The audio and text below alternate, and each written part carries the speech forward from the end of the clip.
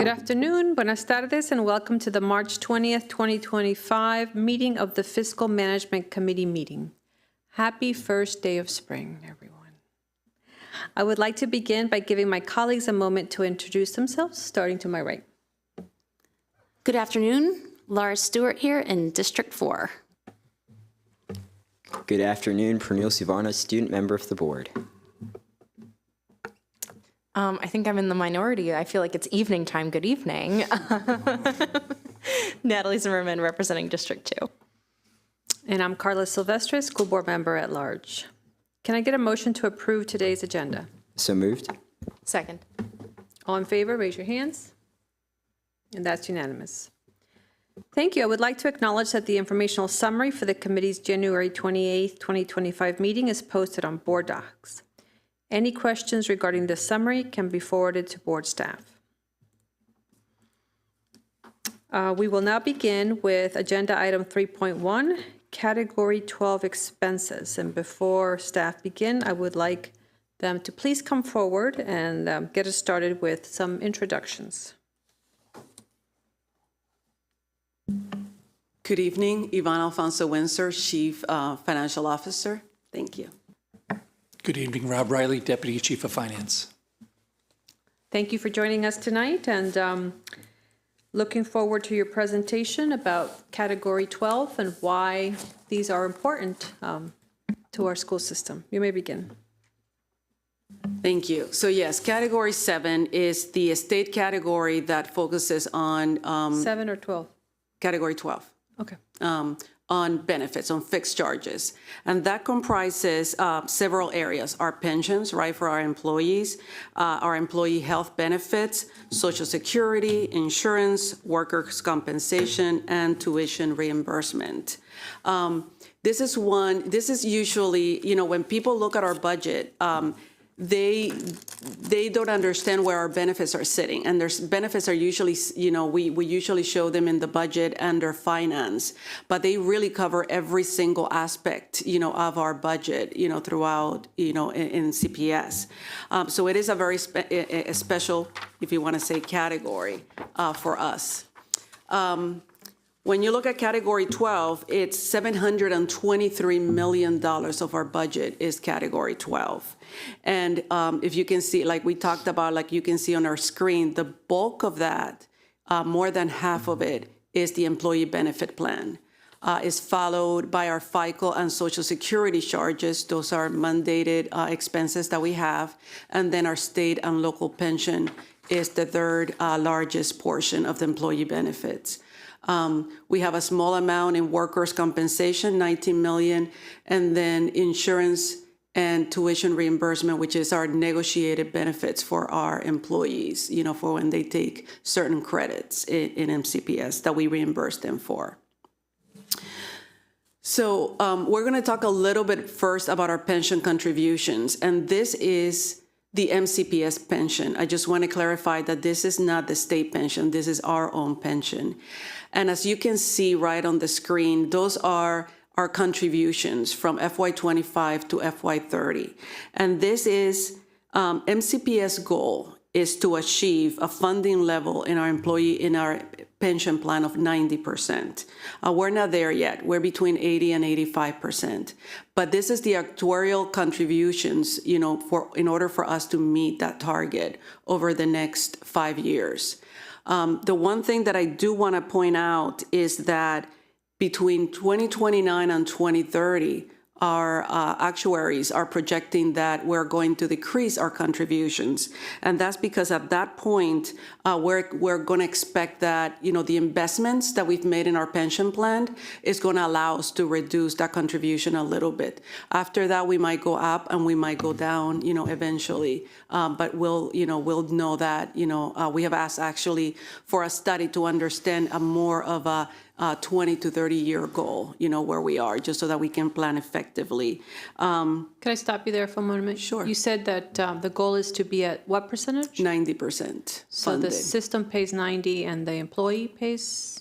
So no, it's the 90% funding ratio. What really means is that we want to make sure that if everyone were to retire right now, we could fulfill 90% of those payments at the time. So Obviously, the best goal would be to be at 100%. We're not there. Our goal is to hit 90%. We're between 80 and 85% right now. The industry standard is about 90%? Everybody kind of tries to reach 100%. We had a meeting with our actuaries actually today, and that would be our eventual goal. But 90% is very well funded. We would not be in any issues if we achieve that 90%. And we're not expecting any issues at 85%, obviously. Does every employee in MCPS have pension benefits? Yes. So we have two kinds of pension in MCPS. We have the state pension, and then we have the local pension. Plus, MCPS is the only LEA in the District of Maryland that we also offer a supplemental pension for our employees. Every FTE has the pension benefits. You were saying every employee. Oh, okay. Yeah. Thank you. Okay, go on. Okay. So there are several factors that affect our pension contribution. So one of them is our salary adjustments, right? We know that we have negotiated agreements now through 2027, and if salaries go up, that impacts our pension contribution. The other piece that has really impacted our pension contribution is the blueprint, right? Because the blueprint asks that employees, the minimum employment teacher's salary by July 1 of 2026, which MCPA has met, is $60,000. So this is going to impact our projected pension contributions. The other item that impacts pension contribution are the changes in the workforce size, right? As we add more employees, our contribution increases, and that's part of the budget process. Since July 1 of 2024, we have had another 517 members that have been hired that are part of our pension plan. Investment performance is another factor. Right now, we are projecting and expecting, planning a 6.75 investment return for our pension. Depending on how the market works or how the market is, we could see a higher investment return or a lower investment return, but that's what we are. That's what our goal as we plan our investments is a 6.75% investment return. Investment performance is actually the biggest lever too. So to give you an idea, last year we had a 12% return, and that did bring our percent funded up. But 5 years ago we had a 27% return, and we met that 90%. So it really does hinge a lot on investment performance. Mm-hmm. Thanks, Rob. Then for the plan modifications, that is more looking at trend analysis. Whenever we make any plan modifications, which we're not planning on doing any right now, the actuaries actually look at the trends, to determine how that is going to impact our contributions. And last but not least, the actuarial assumptions. That's when we tell them we think that our workforce might increase by 200, for next year, or by 1,000 for the next 10 years, where we tell them what we're projecting that our salary increases are going to be. So they take all those assumptions into consideration in order to determine what our contributions are going to be or need to be for the local pension in order to meet our target of 90%.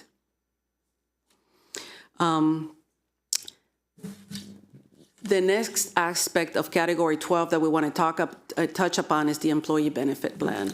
I don't think it's a secret for anybody that we have been struggling, in the last couple of years to meet the demands and the cost of our employee benefit plans. So since last year, we've been working to see how we can decrease the impact that is having. We are projecting, just like last year, an end-of-year deficit. We're still in the projection stages, but we are anticipating between a $70 and an $80 million deficit for the employee benefit plan for this year. We have talked about how getting out of that deficit is going to require a multi-year action plan, and it's going to be more than 2, but I believe that by the end of FY27, if we keep what we're doing, we'll be in a really, good place, that we're not going to have to invest so much budgetarily moving forward. So right now, our FY26 budget investment that we have put in the budget is $40 million for this year, and we're anticipating $60 million for FY27. But that alone is not going to resolve our current concerns. So we have negotiated a 2-year agreement with our unions. that increases the cost share. So for FY26, our employees are going to pay 1% more in terms of their cost share. We offer several plans. So some of the plans is a 12% employee contribution. Another plan is 17%. For next year, that's going up to 13 and 18. For FY27, that's going to go an additional percentage point, so 14 and 19. Additionally, we've negotiated GLP-1 drugs. Those are the drugs that are for weight management or that are off-label use for weight management, that there's going to be pre-approval in order to be able to, get those drugs, prescribed. And last but not least, which is going to have a huge impact, is the plan management. Currently, our employee benefits do not have a plan management, where you get to talk to somebody and talk about what your needs are and manage your plan. Based on those agreements that we've negotiated I forgot one more thing. For this year, we were able to do an MOU with our associations where Prudent RX came into effect in January of this year. So keep in mind that although we have negotiated these agreements, we're not going to see the full impact right away because Prudent RX came into effect January. So we're only going to see half of that impact during this fiscal year because that goes over a calendar year. But based on that, for FY25, the Prudent RX, we are anticipating a reduction in our cost of $2.9 million due to the Prudent RX. When you look at FY26 and everything that I just talked about, the impact is going to be about $16 million in savings. When we get to FY27, it's almost $25 million in savings, and these are projected. And then by FY28, when all these agreements are fully realized through the calendar year, we're going to be at about $30 million in savings. These are not cumulative savings. Those are the overall savings for each fiscal year. And with that, I'll open it up for any questions or any discussion. Did you explain what Prudent RX is? So Prudent RX is, there's some medications that are part of the Prudent RX plan. There are specific medications that some of our members use, and they're not medications that are, that usage is very high. But what it does is we get 30% cost savings to us that the manufacturers actually refund MCPS. I'm not sure if, it's, so if the drug costs $100, we really only pay $70 for that drug. So that's where the savings come in. The employee does not feel it at all. They are automatically enrolled in the program if they get those drugs or they're prescribed those drugs, and they see, and it doesn't change their copay. The ones that see the savings is MCPS as a result of the rebates, if you want to call them that. And we've just started using that as a system? Correct. We agree. We had the MOU with the associations back in September. We agreed to that, so it became effective January 1 of 2025. Questions, Ms. Stewart? You just gave a lot of great information about our negotiations with our partners, and I think that should be celebrated. And also, I would love to see that on a slide, just the categories and where we're saving, so we can show the public how we are moving towards, to be in a better fiscal position. And I would love to have a little bit more of the detail on a slide or a memo. Absolutely, we can do that. Yes, it is something to be celebrated. We work very collaborative with our employee associations, and, we came through, with the savings, yes. Thank So you. maybe as a follow-up to the board, some of the numbers that you threw out today, we would like to have those memorized so that we can tell the public how we're saving. Absolutely, yes. Yeah, and that'll be updated in the monthly financial report too. That's where we keep you posted as well too on the status as well. Not the chart. We'll do that separately. Thank you. Mrs. Savarna? Yeah, so I was watching an episode of Shark Tank the other night, and I saw Shark Tank. Oh, okay. So, and I saw one of the companies that came on Shark Tank is called Cost Plus, and this was actually from a while ago. So it's Cost Plus, the drug company. And so I knowing the state that we're in with our employee benefits plan, I researched what it was, and so it's pretty successful right now in terms of getting the generic prices for drugs out. And so I was just wondering if, I'm not an expert on it, I don't claim to be an expert, but if we could just maybe do some research into seeing if that's something that we could look into as a potential as altering one of our pharmacy benefit managers. So I think it's called Cost Plus Drug Company. So. Yes, we can definitely look at it. Just keep in mind that we would have to put out a request for proposal for any changes, but it's something that eventually, we're looking into that as well. So yes, we'll definitely look into that and we'll keep you updated. All right, perfect. Thank you. Forgive me, I'm not very familiar with pensions, but what do they work on a percentage of the salary when they retired, or how does that break down? So the pension, we have the MCPS contribution and we have the employee contribution. And what counts towards the pension, and let me know if this is what you're asking, is the 3 years that the employee makes, the largest amount of money, their pension benefits are based on those top 3 years. And it's a calculation that I don't necessarily know it. We have people that work with our staff to calculate and let them know what their monthly, pension retirements are going to be. But it's a percentage of, what they're making throughout their careers. Okay, thank you. And But I can get that information for you if you like, absolutely.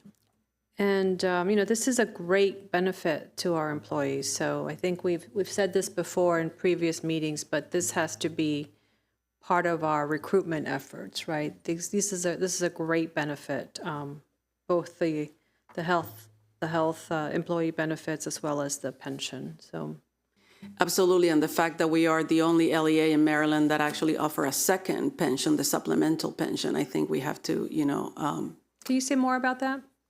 So I'm not sure, Rob, but it is a smaller pension. It's not as much, right? I think it has, I think it's about $1,000 that we get. But can you expand on that?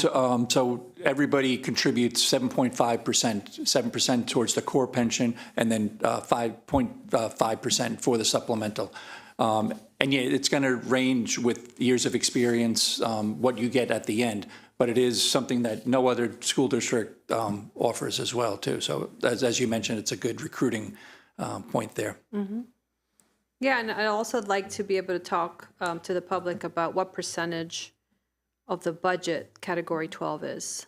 And I'm not doing the math in my head right now, but it is huge, right? It's Yes. a fourth around there, something like that. So I'd love to have that specific number so I can just kind of help people understand our budget is so big, and there's big things like this that are important to maintaining a vibrant and talented workforce of 25,000 employees. So, Mr. Varner. Yeah, so I mean, again, kind of going back to the supplemental pension for a minute, I think it's really amazing that we are able to offer something on top of the core pension plan, and that we're able to continually finance it. And again, I think we should really stress that as a great recruitment tool. So echoing the sentiments of my colleagues. No, absolutely. I think a lot of what is in Category 12 can be recruitment tools, for employers. The tuition reimbursement is another part of that, that our employees make, well use of it. Great. Thank you. Okay, so next on our agenda are 3 reports relating to the MCPS operating budget. First up is item 4.1, state funding shift. Ms. Alfonso Windsor. Thank you. So this is new this year. You know, we haven't had shifts from the state to the LEAs, you know, in a few years, at least since I've been in budget.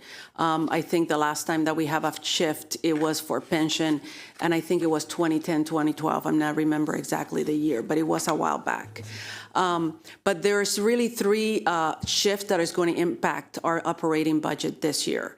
One of them is the delay in the blueprint for the collaborative planning time. And what that really does is when the state told the LEAs or provided the LEAs what our projected state is for this year, they included the $15 million as part of the allocation. But when the governor's bill came out, one of his recommendations is to stop the collaborative planning time. And the cost to MCPS would be that instead of what the state is telling us that we would get a state aid, we would get $15 million less. And that comes out of several aspects of state aid. It's not reduced to just one. It comes out of the foundation formula, which is, you know, it's part of a state aid. It comes out of compensatory education, which is the funding that we get for the students that live in poverty. And the one that they're holding harmless is a special education. The allocation that we get for a special education has a component of collaborative planning time, but they're holding that harmless right now, at least in the proposed governor's bill. We don't know how that would end up, but, and I just want to say, remember, this is all proposed right now. We'll have to see how the legislation ends up, you know, in the General Assembly, how this plays out. The other piece of this is the non-public, the reimbursement for the non-public schools. Over the last few years in our budget, we really have projected in revenue about $19.5 million in reimbursement for the non-public placements. And that has always been about 30% of the cost of non-publics. This year, we have received a little bit more than that. We have received close to $22 million in reimbursements from the state. We are expecting that if this goes forward, we would see a reduction of $3.6 million in those reimbursements, because what the governor is proposing is instead of getting reimbursed for 70%, we would get reimbursed for 60% next year and 50% the following year. So this again is a two-step year. That is where that $3.6 million reduction in state aid comes in, again, is proposed.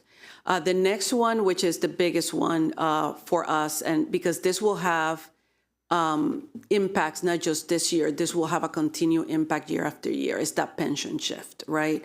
So we actually put in the budget a $20.9 million ask as part of our budget for the pension shift.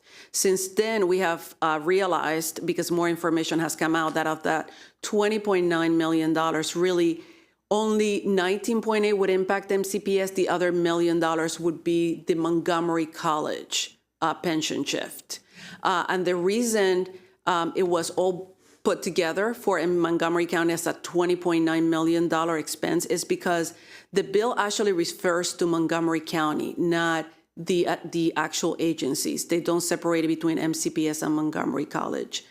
We are hearing information that although all the LEAs, as part of their budget request, has included this in their budget, it might be that it will go straight to the counties and not to the local educational agencies, so that it doesn't impact maintenance of effort, so that it is outside of maintenance of effort. But we don't know that for sure yet. Obviously, we'll keep, looking into it, and we'll, as we get more information and throughout our meetings with MSDE, we'll keep you updated. But that is the information that we're getting at this point, that this could be directly to the counties, so that it's not in the maintenance of effort for the educational agencies. They don't take up that portion. So, oops, do we have, okay. I think the other piece I just talked about, I thought we had another slide, but basically the House, the Maryland House of Delegates, has passed the governor bills with amendments. We don't know how that's going to go, but we know that the Senate is next, and that they might submit a completely different bill. They might change the bill, or they might make other amendments. They are, they're going to delay it a little bit, their votes at the Maryland Assembly, just to see what's happening with the federal government. So we'll see it later than normal. And I know that the county council and the county executive are waiting to see what's happening in Maryland, the Maryland Assembly, General Assembly, to see how our budget, some of the impacts to our budget. But this can mean that we will see our actual state aid a lot later in this season than we normally do. It probably could be by late spring, where we know exactly how much we're getting from the state. And now if you have any questions, we'll be happy to answer them. So these shifts,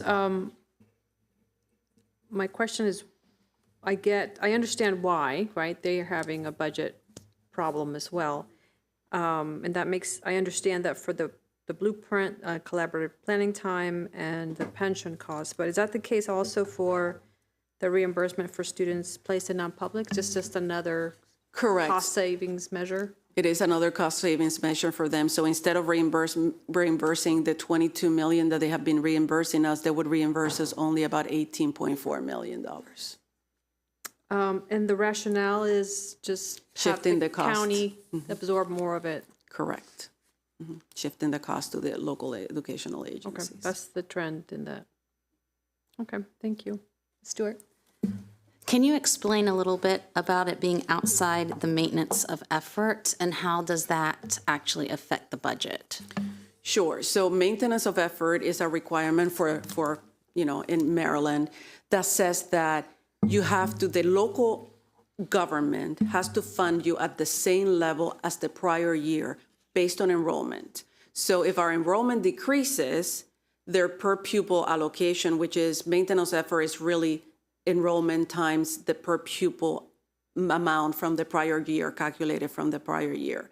If our enrollment decreases, let's say by 500 students, and let's use the small numbers, right? If the local government gives us $1 billion and enrollment decreases, they could decrease our budget by 500 times the number of students, let's say 100,000, and they only have to fund us at 900,000 and meet that maintenance of effort. So if pension is included in there, right, $1 million, that per pupil amount is increased. So then they have to give us more year after year. The maintenance of effort increases. If pension is not part of it, the per pupil allocation decreases, because then you take the total budget divided by the number of students, the per pupil amount decreases. So that's why they would do it, so that then the local government, that is not something that would impact the local government in terms of what they have to give to MCPS in this case. So it's kind of leaving the local government harmless. Correct. A little bit. A little bit. A little bit. A little bit, yes. It's decreasing their obligation to the local educational agency from year to year. Yes. Okay, Mr. Marin? thank you. So I'm curious what budget impacts we would see in future years if this state shifting of additional costs, the pension goes to the LEAs. It seems like your whole previous presentation on those projections would be kind of out the window if this does go through. So it seems like this could have really drastic impacts on our MCPS budget. So I'm just looking to hear a little more about It's that. a little bit different because remember, we talked about the MCPS pension. This is for the state pension. So the previous presentation was specifically about the MCPS pension. So we have two pensions, the state pension that, there's certain job codes that fit into the state pension. Mainly if you start at a school and your career in MCPS start at a school, you are part of the state pension plan. If your MCPS career starts in central office, or some of the positions that you might hold don't qualify for the state pension, and the state determines that, then you're part of the MCPS pension.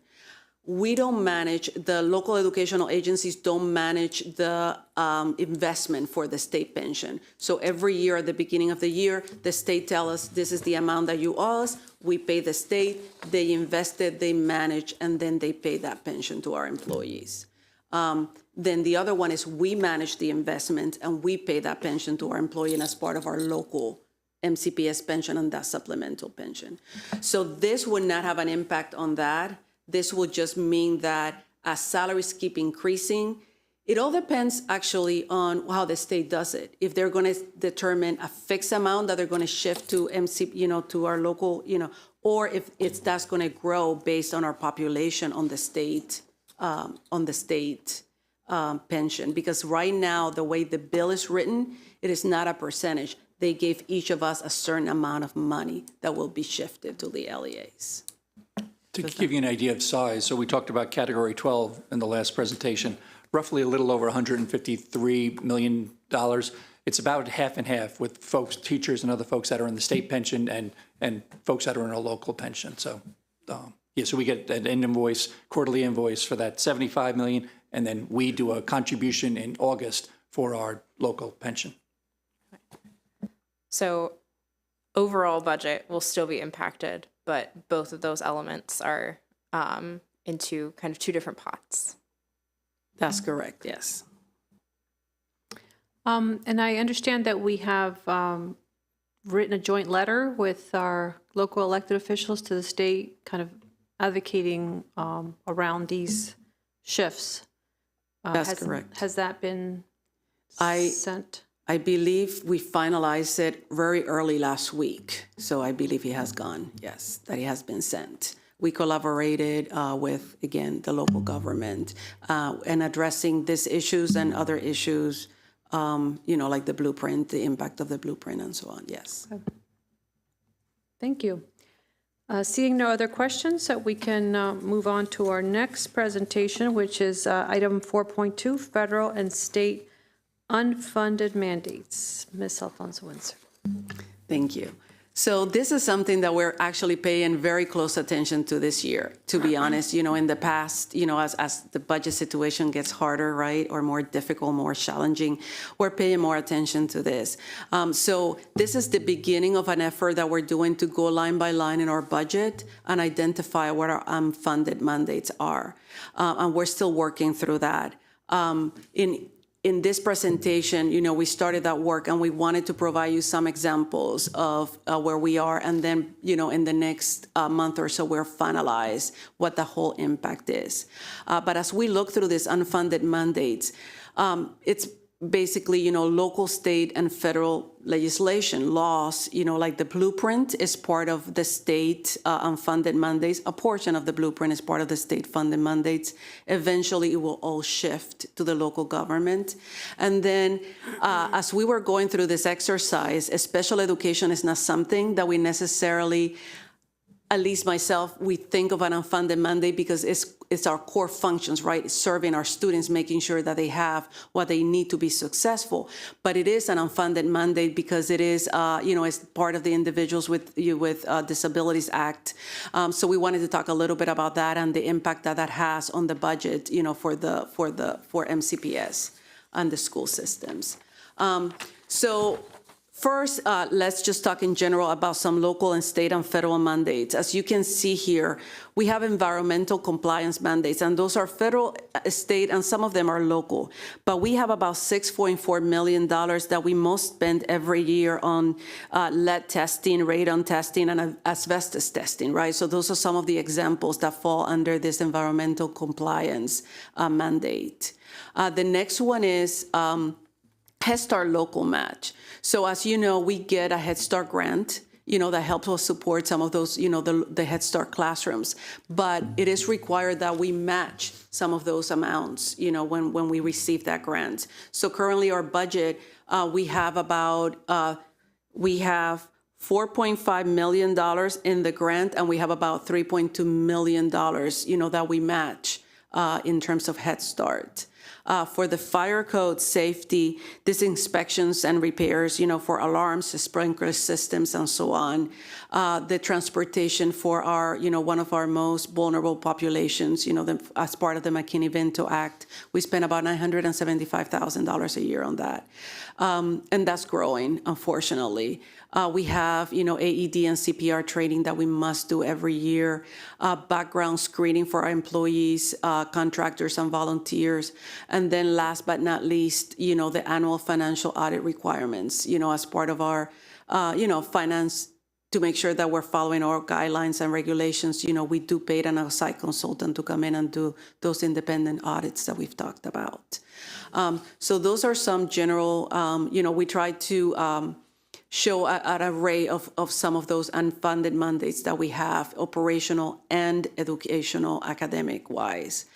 The next one that we can talk about is the blueprint. As we know, pre-K expansion, is something that MCPS is committed to, even if it's part, not only because it's part of the blueprint, because we know the impact that it has in our young students, but MCPS, the cost of MCPS, the pre-K classes to MCPS is about $33 million, and that's including the expansion for next year. So I just want to make sure that we know that accounts for that.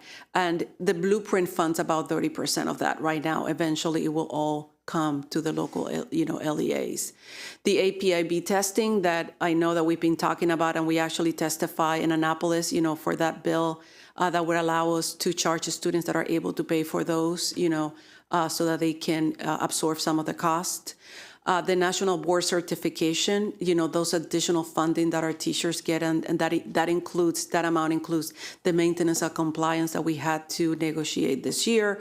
We have dual enrollment. We have Judy centers that are part of the blueprint. MCPS for many years have had 2 Judy centers. We get grants for those, and next year we're adding 1 more Judy center. The grants for the Judy centers is about $990,000, and then we have about $600,000 that we do in local match for the Judy centers. And then blueprint administration, that is, the staff, that part of the blueprint office to manage the implementation, and the evaluation of the blueprint programs as we move forward. And these are over the years, or? That is currently, this is our current budget. This is what is currently in our budget. So every year, we have to come up with this amount? We have to fund this amount, yes, as part of our base budget, yes. And again, as we expand pre-K, obviously, we'll keep adding to it, and the amounts will keep increasing. And some would say it's not unfunded because the expectation is that the local government's going to fund it. Correct. But yes. Yeah. But then they have to give us the money in order for it to be funded, right? Right. Yes, yes. And then last but not least, just talking a little bit about special education, because, it is a big budget for MCPS because of the needs that we have. It is part of the Individuals with Disability Act that we know that when it was first made into, a law, that they were expecting the federal government to fund a lot more than what is currently funding, which is not happening. But as part of the Individuals with Disabilities Act, we have the maintenance of effort compliance. And this maintenance of effort is different to the maintenance of effort that we talked before. So we actually have 3 maintenance of effort that we have to meet. We have to meet, the one about the local agency, the local government funding our budget. We have a special education maintenance of effort. And then we have, within a special education, the infants and toddlers maintenance of effort compliance. So what the maintenance of effort compliance for special education is basically we have to spend equal or greater amount every year from the previous year in order to not jeopardize the federal funding that we get from the Individuals with Disability Act grant. So I'm not going to go through every number here, but just to give you an example, in FY23, we spent $505 million in special education, and that includes the transportation, the benefits. The local government gave us $260 million, and the state gave us the $77 million. So that meant that for FY24, we had to spend more than $505 in order to get that federal amount that is listed at the bottom. So in order for FY24 to get the $68 million that we got in IDEA, we had to spend more than the prior year from that $505 million. This, in FY25, our approved budget was $585, not including the $17 million supplemental. And, and that was, in order for us to get the $45 million in federal funding. And as you can see, it's decreasing even though our enrollment continues to increase. So for FY26, really, we have to spend $694 million in order to receive the $44 million. Again, that is the projected amount for next year, is again decreasing. So what that means is that our local agency really has to give us in excess of, for next year, $590 million if you take out the state contribution in order for us to meet our maintenance of effort and keep receiving the federal grants for special education. Like I mentioned before, infants and toddlers is not reflected there, but that's about a $55 million expense to receive $1 million from the federal government. But again, it's our infants through age 3, so it's some of our most vulnerable populations that we have to serve. So do we have to do that? If we want to receive the federal and if we want to comply with the law, yes, we have to do that. No, but if it's not, the goal is to comply with the law. The goal is not to get that $1 million for infants and toddlers. Well, we comply with the law, and the way that the state and the federal government hold us, to comply with the law is part of the funding that we get from them. So a few years ago, that was the year before I started in the budget office, but I inherited, we didn't meet maintenance of effort for infants and toddlers. So we saw a reduction, and we actually get a finding from the state because we're not meeting that maintenance of effort. So to your point, it's twofold, right? We have to comply with the law. We have to do this, but where the penalty is we would not get the federal funding. Just as the funding decreases, it just seems, these are real costs. This is what we need. Yes. You say we need to spend more. Well, we need to spend more because we need more, not because we're just trying to meet a number. No, 100% correct. We're spending more because we need more, because our student enrollment is increasing in special education, but also because part of that is complying with the law. Okay. So for a few years there, we were very close, right? Our percentage of students in special education stayed very, 11.7% for many years. It didn't increase. So really our needs didn't increase, but we had to make sure that at least we funded at, the label the same as previous year, or we increased it. But keep in mind as well, the needs of the student changes. So it could be that the students identified for special education might need less services, but we still have to maintain that level of service in our budget. Okay, thank you. Welcome. Is that the last slide? Oh, okay. Sorry, yes. So this is, I'll open it up for discussion. Thank you. Ms. Any Zimmerman. questions? Thank you. I know we're going to talk about Titles 1 and 3 in a little bit, but I'm curious about McKinney-Vento being listed as an unfunded mandate. I thought that there was funding attached to that through Title 7 Part B. Is that, I'm just wondering, I want to know more. Is there, funding that we're not qualifying for? Could we get that funding? I'm just curious. Yes, we do not get Title VII. I can look into that. It's not something we get. Let me correct that. We get funding for McKinney-Vento. We get about a grant for $100,000, which really doesn't cover much of the cost, and we usually use it for professional learning for our staff to support the students, the homeless students that they need to support. We have tried in the past to allocate at least a little bit to transportation to offset some of those costs, but it's really, it doesn't make that great of an impact. We're still trying because we know we have to provide the services, but we really want to put it more toward the academic aspect of, meeting the needs of those students. Thank you. I appreciate that. It was something that, I was just curious about where that, how that ended up being unfunded when, if you were to look it up, you'd say, but there's funding there. So thank you. I appreciate that. Ms. Stewart? So you mentioned in the past, we didn't always meet maintenance of effort. And I was curious, So what year was that? Do you remember? I think it was 2015, and I can look that up and get back to you. And it was only for the infants and toddlers portion of the, because there's two separate maintenance of effort. That's why infants and toddlers is not included as part of that calculation. Yes, there was 1 year that we didn't meet it. So I do remember after the last big recession, a couple years later, that the local government decided not to meet maintenance of effort for our per pupil costs, and that had ramifications until today. So I know that we have to look forward, and it's been a while since we've had a recession like that, and so I hope that we all are keeping that in mind of how to fund our programs and make sure that we do meet maintenance of effort, because sometimes emergency happens, and then again the ramifications of that was huge. So I'm hoping that in these times that we continue to meet maintenance of effort, and that it would be a true emergency if we didn't. So I don't know if that was the case back then, but. And I can speak a little bit. It wasn't a very large amount. What happened was that for many years, it was during those times where we were not getting salary increases.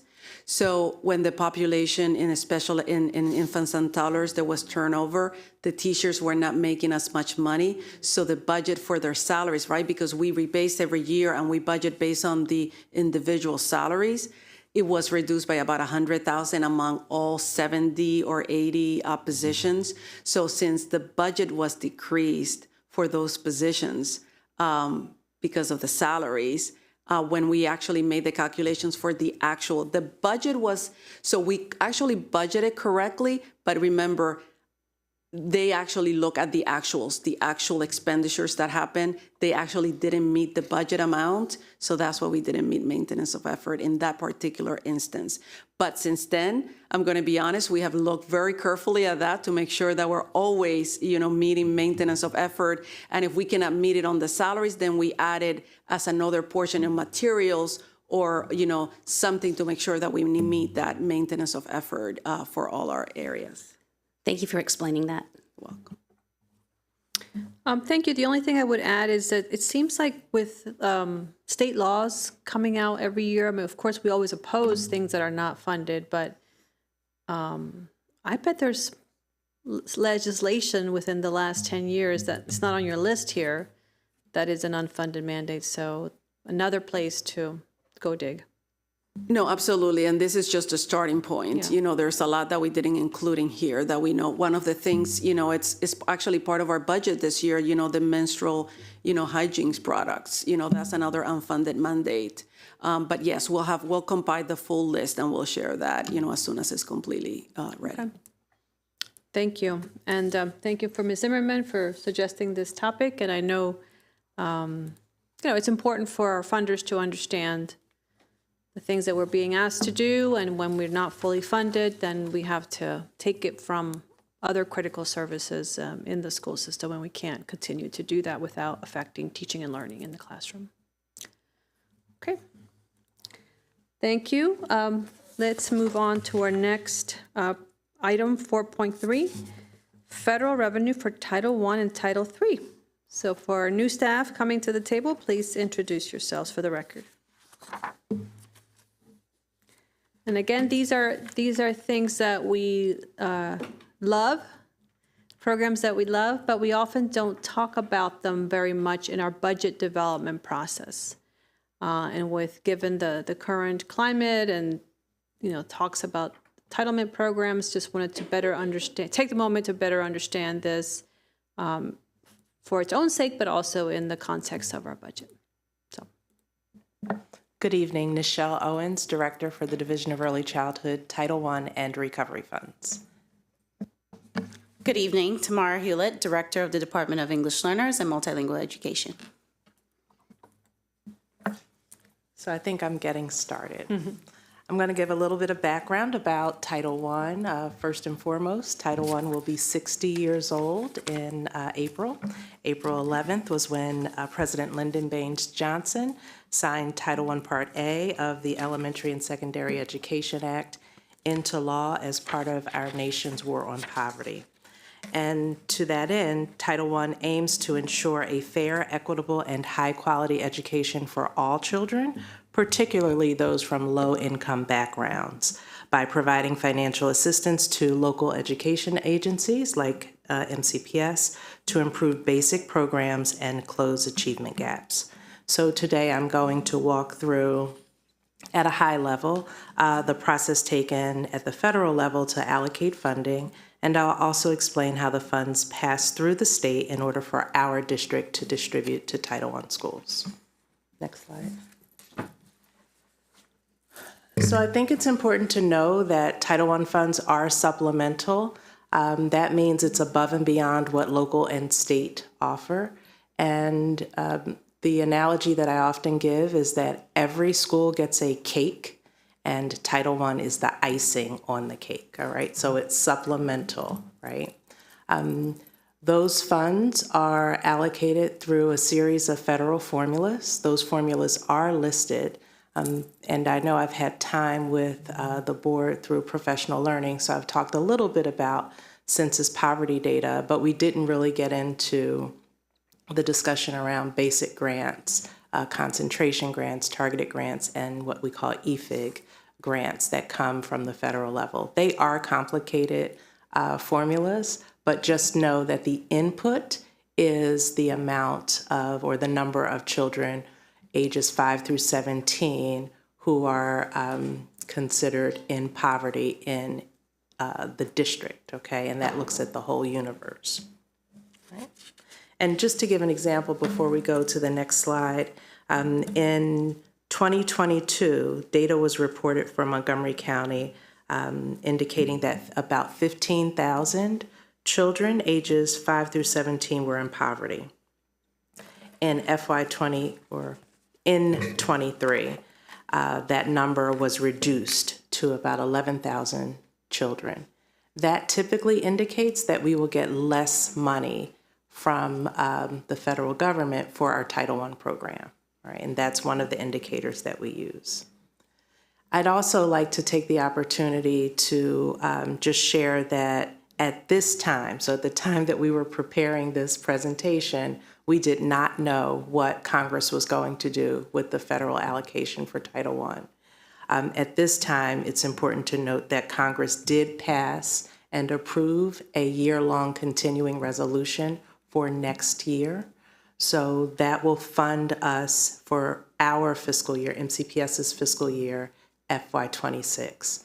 What we're hearing is that it's level funding, and that's level funding at the federal level. But when we look at our local funds, because of that census poverty dip, again, we anticipate a smaller amount.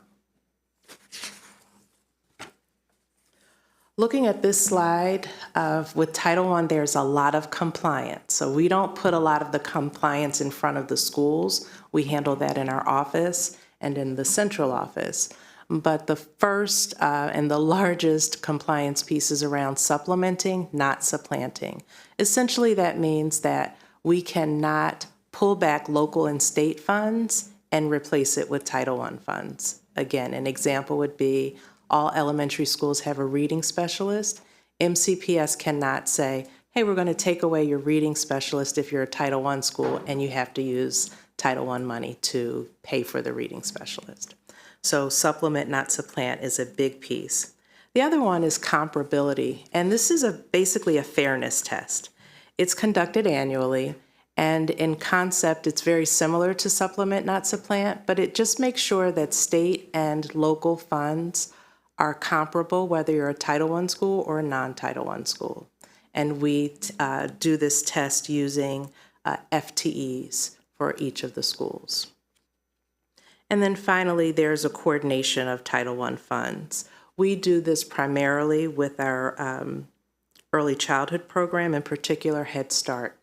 In 2008, when Head Start had part day classes, Title I funds were used to make 17 of the Head Start classes full day. People call that braiding, but we also call it coordinating. So we coordinated those funds so that the end user only sees, hey, we have a full day program, but behind the scenes, there are 2 funding streams going into the classroom. We also have some programmatic compliance. I know this is a fiscal presentation, but it's important to note that the programmatic and the fiscal compliance pieces are annually monitored. And as Yvonne said, when we don't meet compliance areas, there are findings that come with that. So, and sometimes they are financial findings. So I wanted just to make sure that we noted that there are programmatic compliances as well. Next slide, please. So on this slide, I will talk a bit about some of the required set-asides. And as you see, there are a number of them for Title I. I'll start with the first one, which is equitable services. Essentially, equitable services are offered to children in non-public schools who would have attended a Title I school. They essentially live in a Title I catchment area. And so they generate funds. Those funds are set aside, and we use those funds to provide instructional services and some parent engagement to those students. Typically, we're looking at offering instructional services within their school. So we have central office teachers who actually go out into about 8 or so non-public schools in the community. The other set aside is parent engagement. This is set aside because the law mandates that there is a parent engagement component in Title I. So we set aside 90% of 1% of our total allocation. We also set aside funds to support children who are identified as neglected and delinquent. And what that looks like is there is a community called Green Tree over in Bethesda. We have some funding for them because some of their students attend MCPS, but also live at Green Tree. And we also offer funding to alternative programs. And then finally, continue with that conversation earlier about supporting McKinney-Vento, we do allocate funding to the office that supports the homeless education. And in doing so, we are giving funds, kind of allocating a set aside, and they're able to determine how those funds are used. We also have some district level priorities. As you see, these are all before we pass the money out to the schools. So the first piece is early childhood, and there's a slide later on where you will be able to see some of the percentages. But on this slide, I'm just highlighting the priorities. Before we give any money out to the schools, we make sure that we cover early childhood. So what does that look like? I already talked about the Head Start funds. We also fund pre-K, 10 pre-K classes in our Title I schools. And our goal there was essentially to make them full day. It was before we were able to use some of the local funds to do so. So we said full day pre-K is essential for our Title I schools, and that was that's how we allocated funding. So that goes to schools. The other big priority, and I know you all know this one, is we're in our 24th year of the ELO program. So summer learning is a pretty big commitment that we make. And we also, in that same vein with our Innovative School Calendar School, our COLA, if it didn't have Innovative School, it would be an ELO site. So we just save that portion of the funding that they would have had for ELO and make sure that they get their fair share. Title I is also committed to enrichment, and we have a 0.5 FTE primary talent development coach in each of our Title I elementary schools. That position is essentially to nurture critical thinking and problem solving in our youngest children. We also set aside funds for Imagination Stage. This is a smaller amount, but should a school, a Title I school, want to send their children to one of the programs that's offered, they are able to use their Title I funds. We set aside money for our additional targeted support and improvement schools. There is a separate grant for them, but there's also a line item in our application. And then we have a small amount of funding to support early career educators.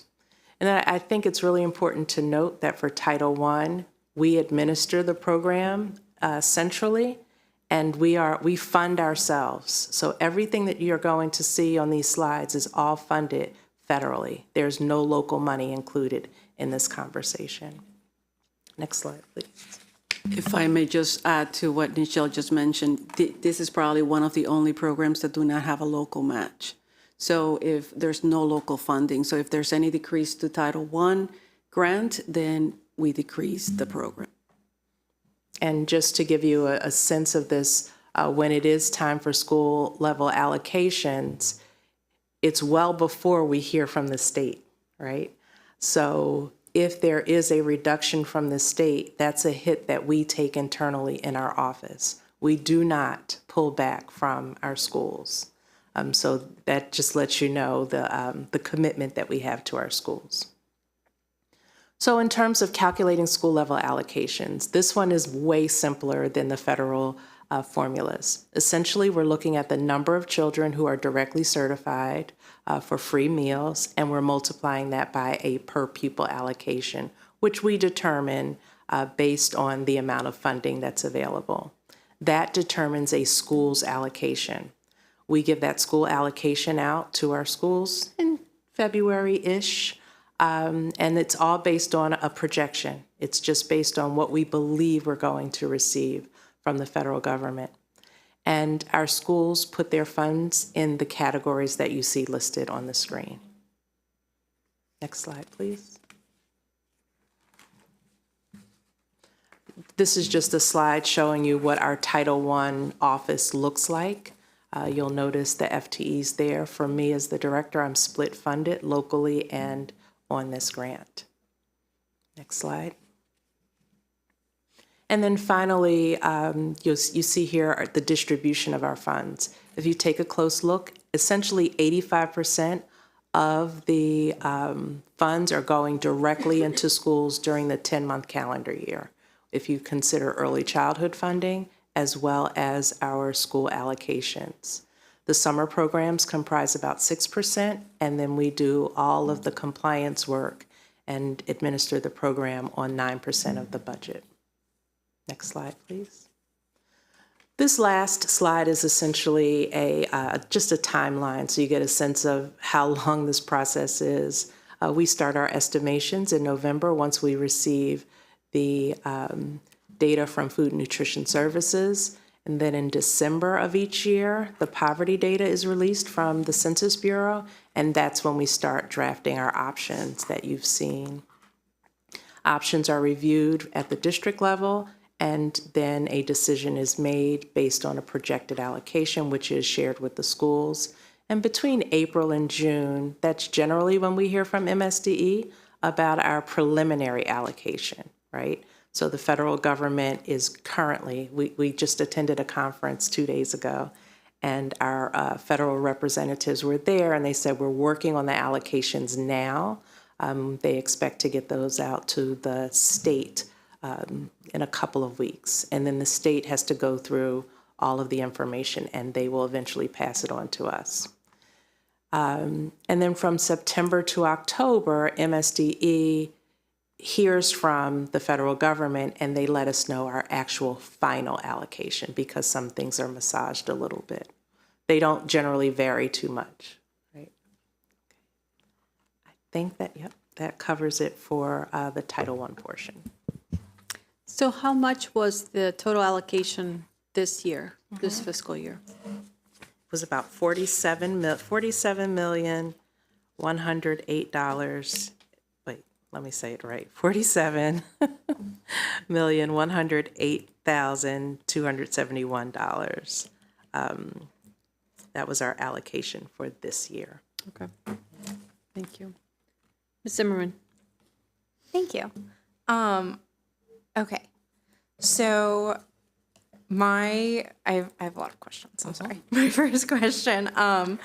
I'm wondering in our school level allocations, how much oversight are we participating in that? I'm just imagining like some school leaders could really value instructional materials and professional development over like supplemental staffing, which could be like the primary talent development coach. And as someone that had a primary talent development coach, like she was amazing. So I really would want everyone to experience that. So what, how do we as MCPS participate in oversight in that budget process? Great question. So we call it a partnership, right? We have customized support for our schools. If we can go back to the slide with the staffing, you'll see we have a team of instructional specialists. They are side by side with the principal and the instructional leadership team to ensure that all of the compliance pieces are covered, but also to help realize the principal's vision.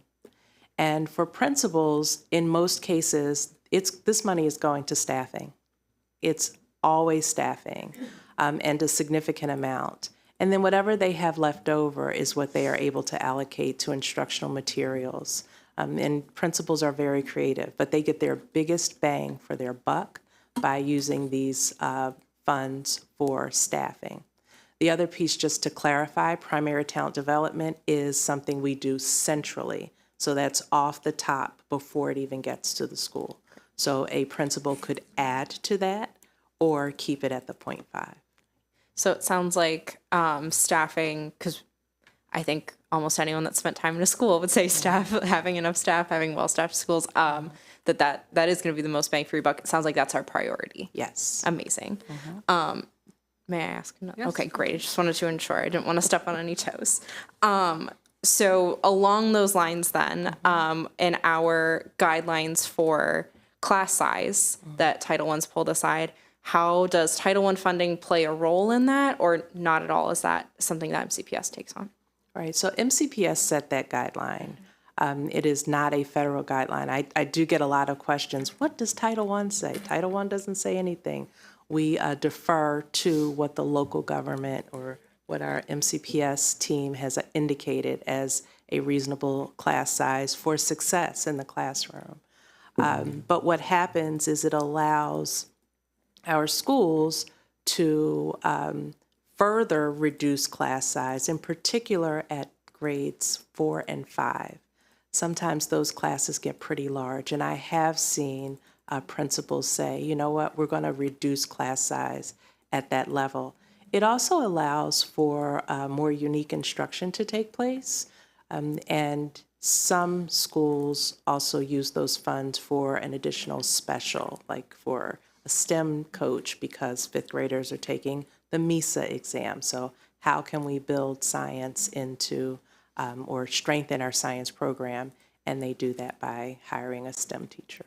Awesome. It sounds like that then for some of our schools that maybe are shifting to a focus school instead of Title I school, they don't have to have the fear of losing that that funding, that, you know, yes, the funding source is different, but their class sizes in our formula still keep them the same size. That's correct. And that's why we keep the class sizes for Title I schools and focus schools is the same guidelines. And then with Title I, like Nichelle mentioned before, we supplement, right? We don't supplant. Awesome. I have one last question that we get all the time about our process in determining Title I. We're often asked to redo it or to look at it. How much wiggle room do we have in redoing it, if any? It's tricky. As I mentioned, we are going on a projection. And the projection that we're doing, we're very conservative in our office because we don't want to have to go to Yvonne and say, hey, we need. So what we've done is we have looked at 85% of our current allocation, and that's part of the hold harmless rule. With that 85%, we see us being able to fund 49 schools next year. It still doesn't get to some of the schools that want to be a part of the Title I program. Right now, I can say we don't have any wiggle room, and the data doesn't suggest that we will. it will be very tight. And as I mentioned, if we're not able to even get what we anticipate, the cuts will come internally, which means that principals won't be as supported as they are. And we do like to make sure that our instructional specialists are able to provide that regular and consistent customized support to our principals. For those that would ask that we kind of change our data, like change how we get that data or what we're doing with that data, that we also, like that process is set, correct? That process is set. We've talked about this with the community eligibility provision being a change in the metrics. I would say that, and we've heard people talk about, the data point isn't as valid. It's hard to verify a lot of this data that's out there. So direct certification is actually one of the more reliable numbers because that amount is verified. The challenge is who's participating. And in our current climate, there are families who neither wanted to participate in the FARMS applications nor the direct certification. So it's very tricky, and I do understand it's not easy to not be in a program that they've been in for so very long, but the reality is that we are making data-based decisions, and at some point we have to cut in order to make the funds meaningful, because we absolutely could stretch the funds, but to your point around staffing, we might not be able to afford staffing. If you get $150,000, it's just not enough to really have a meaningful impact on teaching and learning in the building. Awesome. Thank you. I know that was a lot of questions. I spent all of my teaching career in schools that received Title I funding. So this is personal for me, and we get a lot of questions about it. So thank you. Have we had any recent or ever had a program evaluation on how we use the Title I funding and its effectiveness in schools? So we evaluate the summer program. We have an evaluation in the queue for primary talent development for next year. We have not evaluated in great detail through Dr. Addison's office. We've not evaluated the overall program, but we do evaluate the effectiveness of some of the programs that are purchased. I'll give an example. We have had Dreambox Learning as something that's used in the schools. When we do that, we work very closely with the vendor to generate information to see, is this really having an impact? Are children really moving? And when we don't see movement, we go in a different direction. I would say that's probably the biggest evaluation or the largest formal evaluation we've conducted. We've not done anything more formal with all of our funds. Okay. And to Ms. Zimmerman's previous point, I think you said most of the money is used for staffing by principals. And the instructional specialists are central office folks that work with them to do what? Oh, so they are central office. They're part of that 9%. And what they do is they support all of the compliance pieces. That's one of the reasons why I showed those. Our belief is being a Title I school should not be a heavy load for a principal. So we take on that load. We make sure that the parent engagement requirements are done. We make sure that schools are compliant with highly qualified requirements for their paraeducators and teachers. We make sure that there is no supplanting going on. We make sure that the budgets are completed to the state's liking. We make sure that the school improvement plans are done to the state's liking. And therefore, it reduces any back and forth between the state and ensures that we are compliant in all of our areas, along with the other set-asides like equitable services, which is another area that can be, there's sometimes, it can be tricky. So we have an instructional specialist assigned to that project. And so it might be the director then that works with the principals to say, well, you used the money for this position last year, and did you get any different results? you might want to try using it for this position instead. Does the director do that? The director, me director, No, or the SSI director? the supervisor of the principal. Gotcha.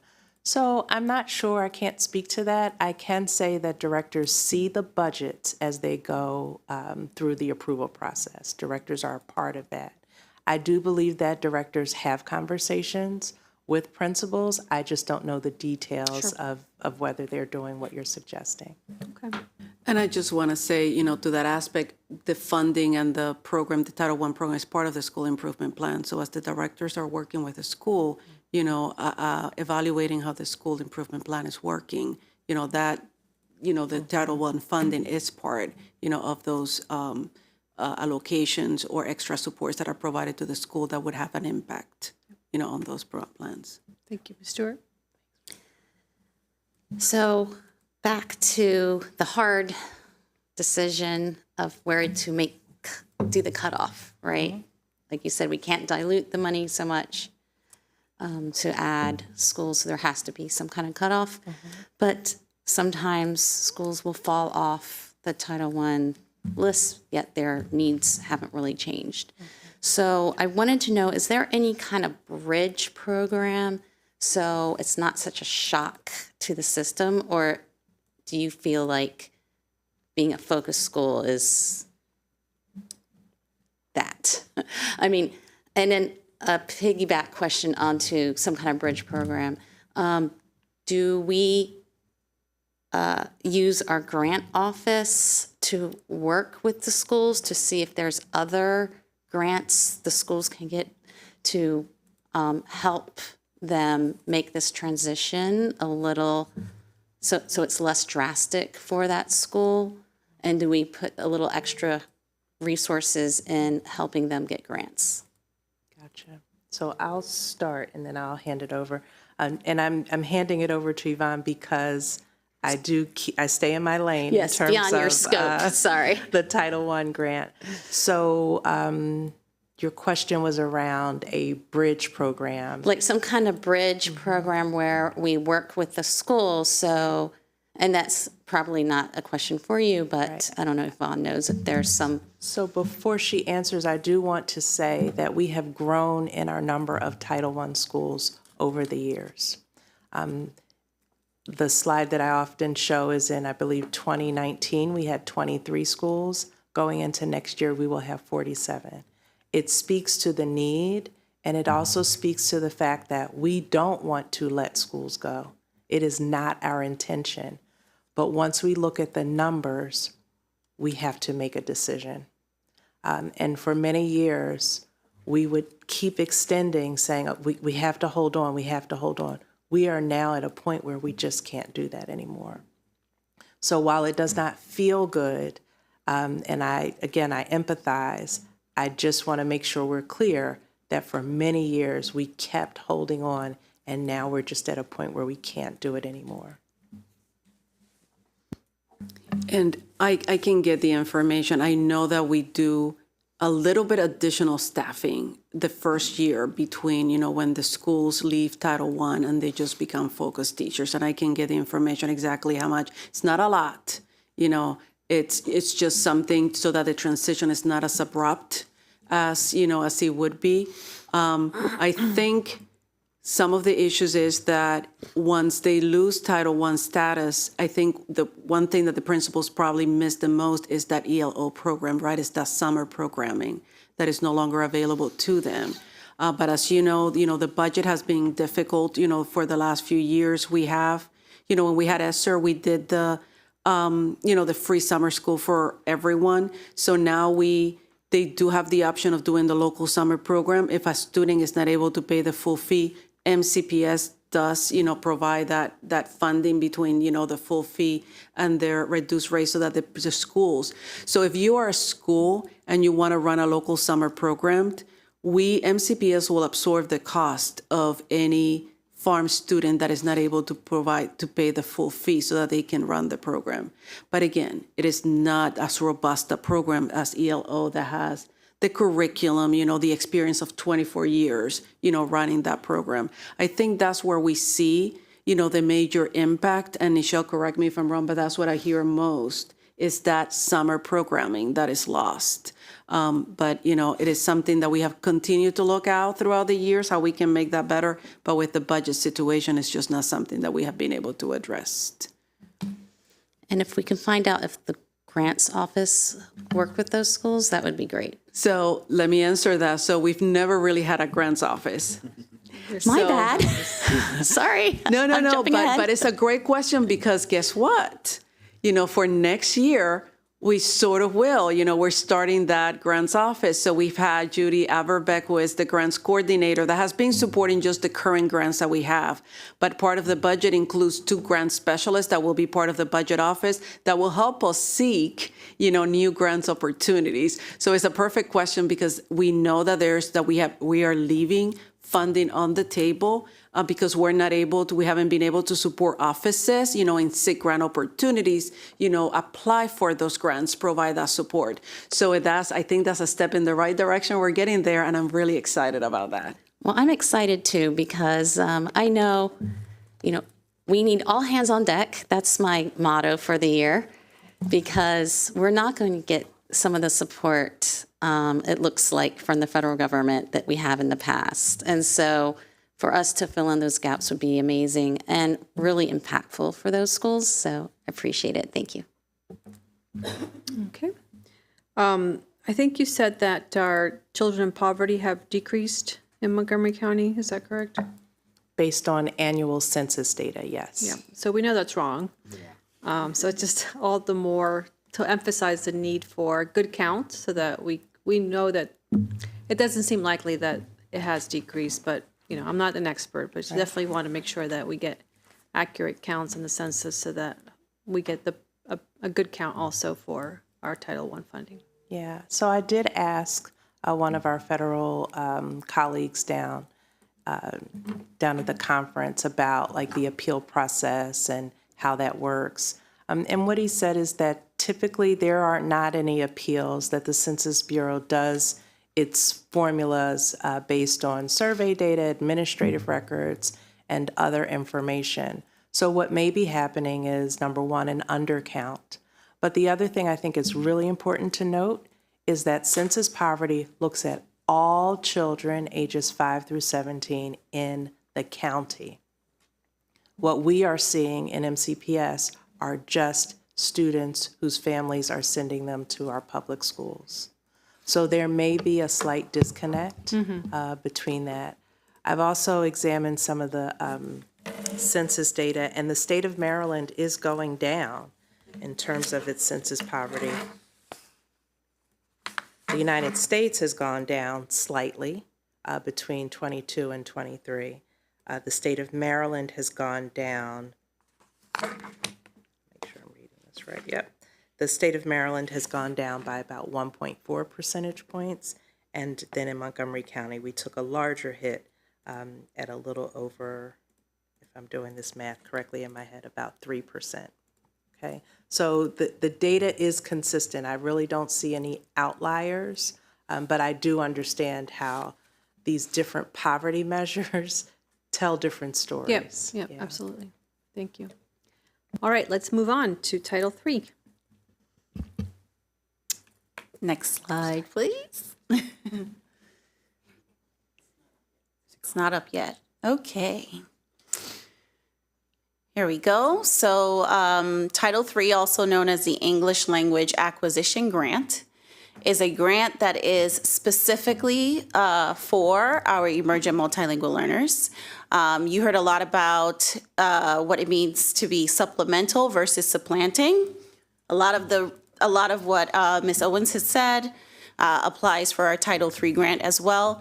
It is supplemental, which means it is to go above and beyond what the system is to provide for our emergent multilingual learners. The funds are distributed to the states from the federal government based on enrollment count. So the federal government looks at how many emergent multilingual learners Maryland has, and then when that funding gets to Maryland, then they distribute it based on the per pupil for each local education agency. Montgomery County has the second largest emergent multilingual learner population. So we get the second largest amount of monies. Yes, we are second. For whom? To Prince George's County. What? Yes. So the grant is a 15-month grant with the option to extend for 12 months. We try to spend everything down within the 15 months. However, at times, certain planned activities don't necessarily get fully utilized. The funds for it may not get fully utilized, which then would require us to request an extension, and then we refile an amendment, and then we repurpose those funds, all while starting the next year's grant. Next slide, please. So when we look at the funding allocation for the school year 24-25, that's the school year that we are in. The MCPS enrollment that was funded was 31,706 students, with 401 students from our non-publics participating. So that gave us a total of 32,107, and that's how much the state counted in terms of the funding that they allocated. It's important to know that we're always about a year behind with the funding. So that number is not our current enrollment, and it's based on the October 31st enrollment count. So federally, our emergent multilingual learners or potential emergent multilingual learners that start the school year, we have 30 days to assess them, to see if they qualify for services, get them enrolled in program, send out the notification letters to the families, set up their accommodation plans. Those parts are within 45 days, but all of that is so that we can get the best and most accurate count by October 31st. We also know we get a lot more students after October 31st, but our funding is based on the previous year's enrollment count that was submitted for October 31st. So when we calculate all of that, really, and we divide it out by the per pupil, each student gets about, if we were to split it out by each student, $123.07. So our grant is not as robust as the Title I program. Slightly under $4 million is the amount that we were funded for the 25 school year. Next slide, please. So here you can see how the funds were allocated for this school year. The majority of it goes to salaries and benefits. Then we have contractual funds, slightly under 1 million, and then materials. And then we are responsible for operating the budget for our non-publics. So while the non-publics get to decide how they want to spend their funds, we are the stewards, so we have to give them feedback on their application. We have to do all of the ordering for them. We have to do the distribution to the schools. So we are also managing what happens for our non-publics as well. Next slide, please. And so just for an understanding kind of what the breakdowns are for our largest categories. Again, salaries and benefits were our biggest categories, and this is future spending. We have not written the FY26 grant yet. However, we know that there are some positions that we are requesting for that grant, and what you see under contractual and materials are examples of how we've spent the funds this school year. So for next school year, the plan is to have 12 instructional specialist positions on the grant.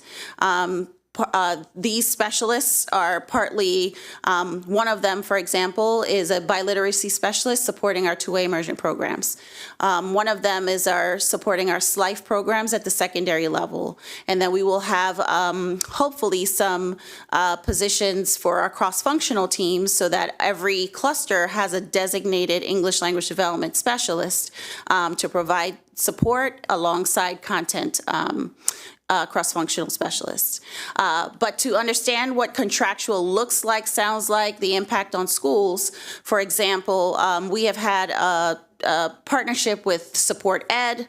You've seen Support Ed come to the board before for approval. And this is a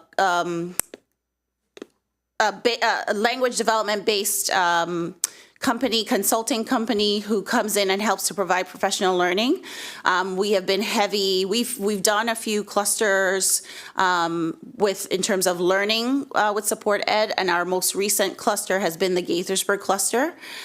They have worked heavily with Gaithersburg High School over the past couple of years, and we are wrapping up a partnership for a 2-year partnership with Gaithersburg Middle School. We would like to say that Support Ed that partnership is doing well, as noted by the increase in graduation rates for our Gaithersburg High School, and the work that's happening throughout the cluster. So with not enough people to do professional learning and go out to do all the shoulder-to-shoulder coaching, we do engage with consultants and vendors who help us do the work. We plan the learning together. We go out and we support together. And so that's just one example. And Speak Agent, for example, in response to the high school end of course assessments that high schoolers now have to take in biology and NSL government, we know we needed a solution for our emerging multilingual learners enrolled in those courses that are heavy language-based courses. And so Speak Agent is something we started this year that helps to augment the learning that's happening in the class, but put a more closer look and lens on the academic language of that specific content area. So we have 8 high schools who are participating with Speak Agent. They are our 8 high schools that has the largest emerging multilingual learner populations, and all of our biology students and NSL government students are able to access that learning. Sometimes we do work with our administrators. Dr. Ayanna Cooper, she has done some work. She did some work over the summer with our administrators, and she's currently working with a school around, making sure that our programs are implemented well and everyone understands what it means to provide solid language development from a programmatic standpoint, but also a belief standpoint. And then we have supplemental resources like licensure type activities. Lexia ELD is a solution that we have at the elementary level. We have over 1,000 licenses and schools sign up. We put certain guardrails on, but this is a language development opportunity where students can practice their speaking, their listening, their reading, their writing, in addition to the instruction that's happening at the classroom. And then, just supplemental curricular resources. These are just not an exhaustive list, but those are the contracts we engage in. So when you see them come to the board, it's because we are seeking supports and working with other vendors to help provide additional solutions for our students. And then when we talk about materials, we do, many different things. This past school year, we try to see what the conditions are on the ground, and then we write the grant in response to the needs for that year. We knew a lot of our students in our schools needed the headphones with the microphones. And so we purchased a large amount and distributed them to the schools based on requests and need. It's important that our students don't use these headphones only when they're testing, but they're using it in their everyday environment, because this is also a part of what gets them to speak on the state assessment. But it is a little strange for a kindergartner to have a microphone hanging in front of their face. And so if they have the opportunity to use it in daily instruction, then it doesn't become a novel experience for them. We also want to make sure that our students have access to content, so providing bilingual dictionaries, working to approve those dictionaries and get them into the hands of our students so that they can access content if they know their home language, etc. We make sure our SLIFE, our students with limited or interrupted formal education, have materials not only for the classroom but for at home. So a lot of these students have large gaps in their knowledge. So whether it's they need help with figuring out counting in order, we buy some counters, we might buy a whiteboard, we might buy a 10 frame, and we double it to make sure that they have a set at home, so it's not a matter of I'm taking things back and forth and forgetting it, and they have the resources they use in school to also be able to access at home. And in alignment with our WIDA framework, this year we were able to outfit every single one of our schools with our key language usage posters. So K through 12 was able to get posters that highlights how we use language that is in alignment with the WIDA framework. So those are just examples of how the funds are spent, how we ensure that all of our schools are being touched by the Title III funds. We work with CREA. We funded Identity, so the services provided by Identity, that was a line item in the grant. So working with our International Admissions Office to ensure that the EML therapeutic counselors have the materials they need when they go out and they're working with SLIFE. So we also our department partners with other departments who touch our EMLs to also make sure that they have access to some of the funds to then also provide a well-rounded experience for our students. And that's Title III. Okay. Any questions, Ms. Zimmerman? Thank you. I just want to bring up the staffing point again that we talked about before, that, again, that those are MCPS guidelines. They're not all funded through Title III. It would be great if they were, but they're not. And then I also noticed you were talking about like the headphones and other materials for testing for the WIDA assessment, essentially. So with that being a state assessment, do we take on any of the share of paying for WIDA itself, or does the state pay for that assessment? So the assessment itself comes from the state. Great. We also, I just want to make sure we understand the headphones we purchase are not for state testing. They are for everyday use. And the students might use it during testing, but we don't provide it just for testing. That would be supplanting. And we make sure that our students have it so that they have the opportunity and they can use it. And so if they're using it, that's fine, but we don't provide every single individual student with a headphone. We are just supplementing some of the schools that may have needed some of those headphones. Thank you. I'm Yes. sorry. Should have been more specific. Then relating to that, I know there have been multiple times that, like Lexia, for example, that someone has brought up like, oh, have you used Lexia, or did you know that student might be able to use Lexia? Like you're talking about the guardrails that they might qualify. That lots of times in the classroom level, people don't know that this is available. Or, you're talking about the home and school materials. As I'm hearing you talk about this, I'm like, man, I can think of 2 kids that are sitting in a 3rd grade classroom that if they could have taken home, I'd make them little lists of words for their bilingual dictionaries. Like they would have loved to have taken that home and like shown their adults at home that they could do this. So how are we making sure that like people know that this is available? Because I had one for them in the classroom, but I didn't have one for them at home. All this, it's great. How do we let people know? Yes. So again, our funding is not a lot, so we can't provide it for every student. So for the example that I provided, it was specifically for our students with limited or interrupted formal education. So every SLIFE coach ensures that our students who are fall in that category. They work with the teacher, they bring them the pack, they explain, they connect with the families at home, they explain the purpose.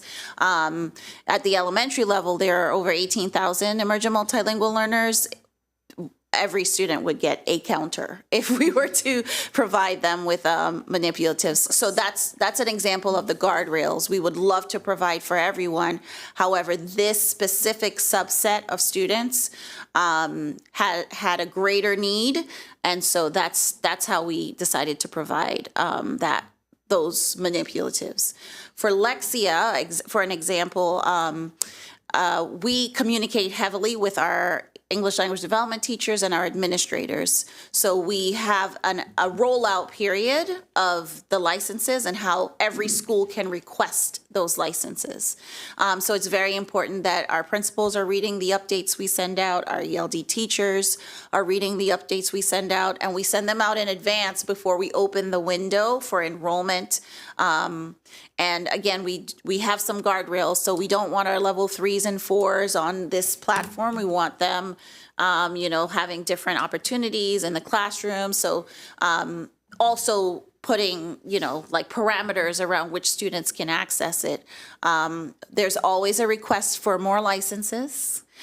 We currently provide over 1,000 at the elementary level, and that's not enough. And the dollars only go but so far. So we try to vary the opportunities. We have another solution for our upper grade students who might be at a higher proficiency level so that we have some balance. We think about our middle schoolers and what they need. We're trying to revamp some of the curricular resources that we have right now for our middle school. So we set aside a portion of the grant for that.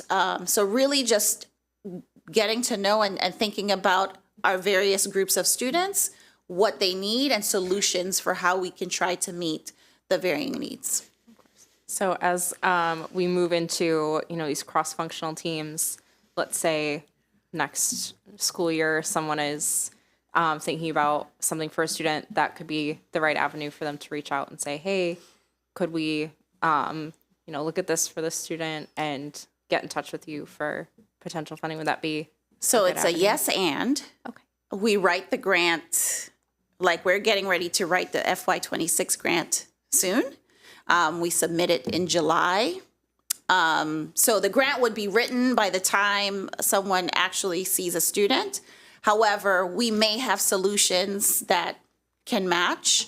So yes, we get a lot of input from schools. We take a lot of the input throughout the school year about what we're hearing schools are saying their students need, and then we try to address those needs with the supplemental funds. A lot of the schools are saying we need learning, professional learning. So we do various aspects of professional learning with the grant. That's the lion's share of the contractual funds that we use. And I think it's just, for when we're talking about grants, specifically federal grants, right? We write the grants and we have to stick to the activities that we put on the grant, and anything that we do has to meet that criteria. Mm-hmm. Obviously, if there's funding left or that, because of an activity doesn't take place, we can always do an amendment, but we really have to stick within the guidelines of the grant and the activities that we write into those grants. And as another point, just before we close, I just want to make sure that both Title I and Title III have talked about what they've provided for non-public schools, right? All our title grants, Title I, II, III, and IV, have an equitable save versus component where a portion of those funds have to go towards non-public schools and serving students in those, under the qualifications of the grant in non-public schools. Yep. So we are running behind. We have 15 minutes left of this meeting and 3 more agenda items. So if we could, Ms. Stewart, wrap up this section. Quick question. Okay, so support ed, you mentioned as something that seemed to be successful. And you said, I think that there was a 2-year contract. And so how do you go forward? Do you will you look into extending that, keeping them at Gaithersburg or moving somewhere else? How does that process work? Where do you put the good tools? Really brief. Okay, so we've engaged with Support Ed through the RFP process for a few years, and we actually started in the Gaithersburg process and Gaithersburg cluster right when the pandemic was happening. So we started the learning, and then the pandemic happened. So that kind of threw things off. We branched off to another cluster as well. So we've engaged and we've refined our processes, but we really go where the data tells us needs some support, which is why we started in the Gaithersburg cluster. We started at the elementary schools, and then we have been able to build out the entire cluster. So the entire cluster at the end of this year would have had some engagement with Support Ed. We have other clusters that could use, strategic professional learning approach. And so as we look to do another request for proposal, we will consider what the data is telling us and where we should go and what type of solution, professional learning solution might be needed. We started off saying we needed oral language development, scaffolding supports, and co-teaching supports, and that's kind of how we started with Support Ed. And then the cluster has evolved, we've evolved the learning, and so that's just kind of how we start the process and continue to move through the process. The middle school is finishing their second year. We've been doing it in 2-year cycles. And so now we have to evaluate and then decide if we're going to put out another RFP and then where to move. And does this include down to pre-K or is it K through 12? I mean, the funds that we get, is it? Oh, for Title III? Yes, for Title III. It's K through 12, because that's when you officially identify students for services and who's in the count. And we partner with Title I. Okay, great. To early childhood. We partner with early childhood to provide professional learning as well, because we know a lot of our emergent multilingual learners are there. Thank you. So thank you. So I think my takeaway is you said it was $3.9 million? Yes. That's Correct. tiny. Correct. For the 30,000 some EML learners in this county. It's coming out of our local funds. This is a nice icing on the cake, but it's a very small amount of icing. You can barely Correct. taste it.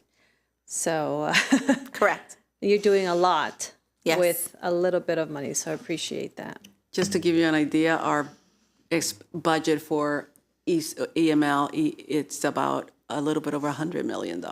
Yeah, that sounds like it, yeah. All right. Well, thank you so much for the presentation. I appreciate you being here. Thank you. All right, our next agenda item 5.1, an update on the staffing allocation study. I expressed to Ms. Alfonso Windsor that I was interested in this committee following this process as it evolves over the next few months. So, Thank you, yes, and I do have an update.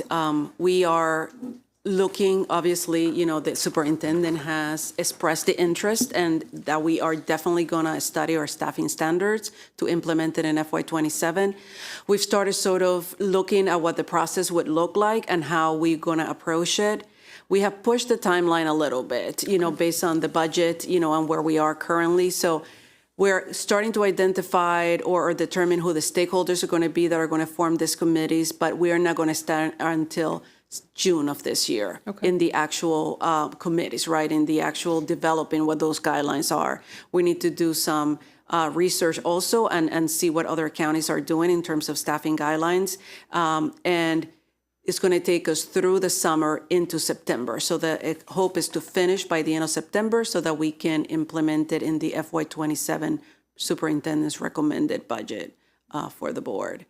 So that's where we are. It's going a little bit slower than we expected just because of, what we're working on right now. But the commitment is to have it finished by the end of September. So we should be able to have an update at the next Fiscal Management Committee on when we're exactly starting with the process after we have identified the stakeholders. okay. Any questions? No? Okay, thank you for that update. Next is 5.2, FY26 Capital Improvements Program discussion. And Mr. Mamoon, if you could introduce yourselves for the viewing public.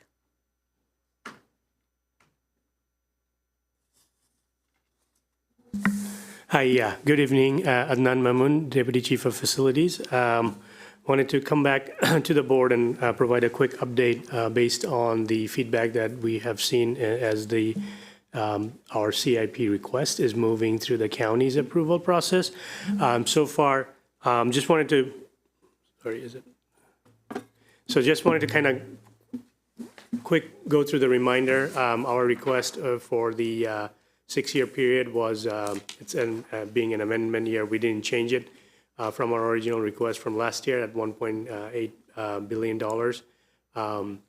And then we asked for $21.6 million needed to address some revenue shortfalls.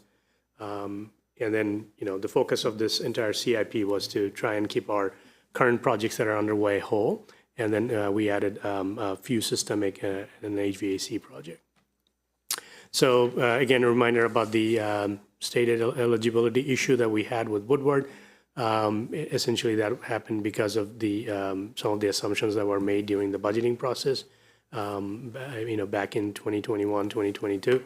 And that ended up us receiving $39.3 million in less in state funding. But however, we have proposed funding allocations from our completed projects as well as projects that were in the CIP that we didn't need the funding for to offset the amount.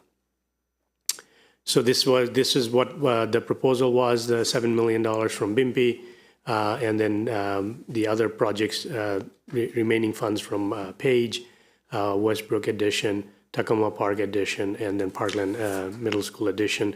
These are funds that are not needed, so we were able to offer that back to help offset the state funding gap.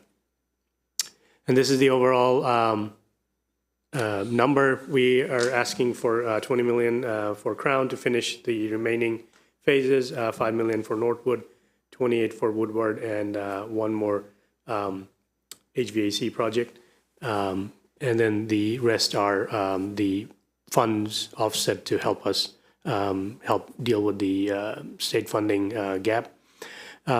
So far, what we have seen from the CE's office is there are some technical adjustments. However, we have not seen anything that would make us think that we would have to do a non-recommended reduction. So there are some differences between what we have asked versus what the CE is presenting, but that's due to some technical adjustments and not to any substantial changes in what we have asked for. So that's the update. Any questions? So the 21 million is still, needs to be, we still need that money from Correct. our local county council, and that it will go through the process for, Correct. they need to figure out, look at the whole landscape of what's being asked and try to fund that fully so that we can move forward with the projects that you just presented. That's correct. Ms. Stewart. That was news. So far, we're not looking at a non-recommended budget so far. That is correct, yes. We have, met with the county's budget office just to understand the technical adjustments, and we don't feel like there needs to be any non-recommended reductions. For at least that's the county executive. Currently, yeah, as Right. it stands, correct, the proposal. And I just want to,